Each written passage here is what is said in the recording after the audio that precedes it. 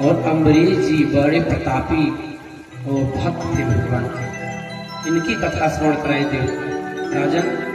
अम्बरीश ने ऐसा भक्ति किया, अपने जीवन में ऐसा भक्ति किया कि भगवान इनके अधीन हो गए।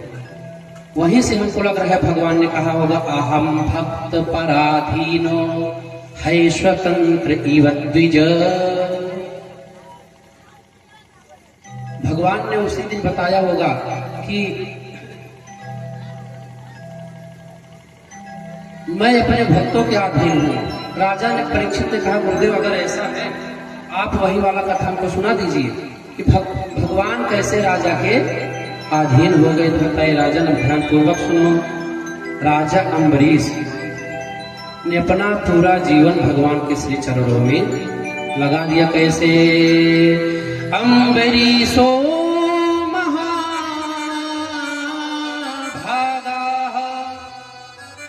सप्तद्वीपवती मही अव्ययं च प्रियं लब्ध्वा विभुवं चातुलं भुवि। कोई छोटे मोटे राजा नहीं अम्बरीश, 7 द्वीप के राजा हैं। 1-2 राज्य के नहीं, 7 द्वीप के राजा हैं अम्बरीश। लेकिन जीवनचर्या उनका दिनचर्या सुनिएगा। अम्बरीशो महाभागा सप्तद्वीपवती मही। 7 द्वीप के राजा हैं पृथ्वी के। और करते क्या है जीवन में? सवै मनः कृष्ण पदारविंदयो। मन, सवै मनः, मन को भगवान के चरणों में लगा दिए। सवै मनः कृष्ण पदारविंदयो वचांसि वैकुंठ गुणानुवर्णने। और वाणी, वाणी कहाँ लगा है? वाणी लगा है भगवान की कथा को कहने में। जब कोई मिल जावे, आइए बैठिए आपको कथा सुना दे, यह करते हैं। मन लगा है भगवान के श्री चरण में और वाणी के द्वारा भगवान की कथा कहते हैं। भगवान का स्तोत्र पाठ करते हैं, भगवान की कथा को पढ़ते हैं। कोई मिल जावे, बैठो बैठो आपको मैं कथा सुना दूं। तो सुखदेव जी महाराज ने बताया, सवै मनः कृष्ण पदारविंदयो वचांसि वैकुंठ गुणानुवर्णने करो हरिर्मंदिर मार्जनादिशो श्रुतिं चकाराच्युत सत्कथोदये।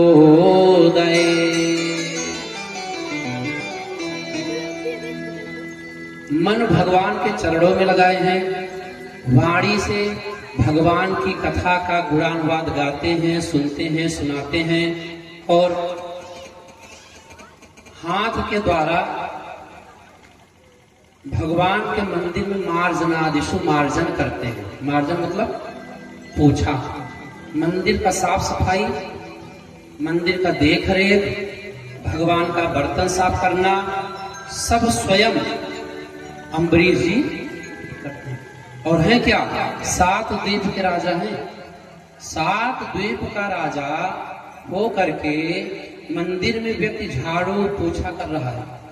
और आजकल लोग एक मंदिर बनवा देते हैं ना, तो बनवाने के बाद उस पर रख देते हैं पुजारी महाराज को। महाराज अब आप भगवान को, हमारे पास में धन था, हमने भगवान को लाकर स्थापित कर दिया, लेकिन पूजा करने का समय हमारे पास नहीं है। तो भगवान वैसे कल्याण ही करते हैं। लेकिन आप अम्बरीश के जीवन से शिक्षा लीजिए। 7 द्वीप का राजा होकर अम्बरीश भगवान के मंदिर की सफाई स्वयं करते हैं। करो सदा मंदिर मार्जनादिशु, मंदिर की साफ सफाई। श्रुतिम चकाराच्युत सत्कथोदये। और जो समय बच जाता है उससे भगवान की कथा को श्रवण करते हैं। भगवान को जो भोग लगना है वह भोग कोई नौकर नहीं बनाता, वह भोग अम्बरीश जी खुद पकाते हैं। भगवान को जो भोग लगने वाला अन्न है, उस अन्न को अम्बरीश स्वयं खेत में उगाते हैं। बैल और हल के द्वारा खेत को जोतते हैं, जुताई करने के बाद उसमें अन्न उगाएंगे, उसको स्वयं काटेंगे, काटने के बाद उसकी पिटाई करके साफ सफाई करके उसी अन्न के द्वारा अम्बरीश भगवान का भोग लगाते हैं। पूरा जीवन अम्बरीश ने भगवान के लिए समर्पित कर दिया। तो भगवान ने भी कुछ छोड़ा नहीं। भगवान ने अम्बरीश के राजपाट को देखना प्रारंभ कर दिया। चक्र सुदर्शन को आदेश हो गया कि मेरा भक्त हमारे पीछे लगा रहता है, अब आप जाइए अम्बरीश के राज्य की रक्षा करो। अम्बरीश कहीं और नहीं, अयोध्या के राजा थे, सूर्यवंश के हैं। क्या एक दिन की बात है, अम्बरीश एकादशी व्रत को किए। व्रत करने के बाद दूसरे दिन द्वादशी था। एकादशी व्रत का विधान है कि द्वादशी में पारण होना चाहिए, अति आवश्यक नहीं तो व्रत खंडित हो जाता है। और अम्बरीश निराजल व्रत रहते थे, कुछ खा पी कर नहीं। और आजकल लोग तो भैया पूछिए मत, चकाचक व्रत में खाने को मिल जावे। मैं तो यह कहता हूँ खाने के लिए ही कुछ लोग व्रत रहते हैं। सही बता रहा हूं। जब दिन में 4 बार खाना है, व्रत वाले दिन तो कोई कह भी नहीं सकता आप तो अन्न नहीं खाएंगे तो बाकी सब कुछ खाएंगे। लेकिन शास्त्र मौन नहीं है। शास्त्र ने कहा व्रत के दिन यह मत समझिएगा आज व्रत है तुम्हारा चांदी है कि हम जो पावे सो खावे, अन्न छोड़ के गाजर का हलवा, कुट्टू के आटे का खिचड़ी, पकौड़ी, दुनिया भर का। तो शास्त्र ने कहा ज्यादा खाओगे तो व्रत टूट जाएगा। हाँ, शास्त्र ने कहा कि ज्यादा खाओगे तो आपका व्रत टूट जाएगा। आप कहेंगे महाराज यह क्या बता रहे हो आप? हाँ, मैं नहीं बता रहा हूं, शास्त्र बता रहा है कि ज्यादा खाने से व्रत खंडित हो जाता है। तो शास्त्र ने बताया, ध्यान पूर्वक सुनिएगा। क्या असकृत जलपानंचा सकृत तांबूल चर्मणा उपवासः प्रणसेत दिवासा पंचमैथुना। मैया आप लोग सबसे ज्यादा व्रत करते हैं, ध्यान दीजिएगा। शास्त्र ने क्या कहा? ज्यादा खाने से व्रत टूट जाएगा। तो करना क्या है व्रत के दिन? व्रत के दिन क्या करें हम? शास्त्र ने बताया, असकृत जल पानंचा, बार बार जल पीने से व्रत टूट जाता है। असकृत जल पानंचा सकृत तांबूल चरमड़ा। जो मैया पान खाती हो, जो भैया पान खाते हो, वो सुन ले कि व्रत के दिन तांबूल खाने से, पान खाने से व्रत टूट जाता है। मैं नहीं कह रहा हूं, शास्त्र ने कहा सकृत तांबूल चरमड़ा, चबाने से व्रत टूट जाता है। तो बताइए और क्या? ऐसे नहीं। उपवासः प्रणसेत दिवासा पंचमैथुना। व्रत के दिन बताए कि जिस दिन आपका व्रत हो उस दिन सो मत। यदि आप सो गए दिन में तब भी आपका व्रत खंडित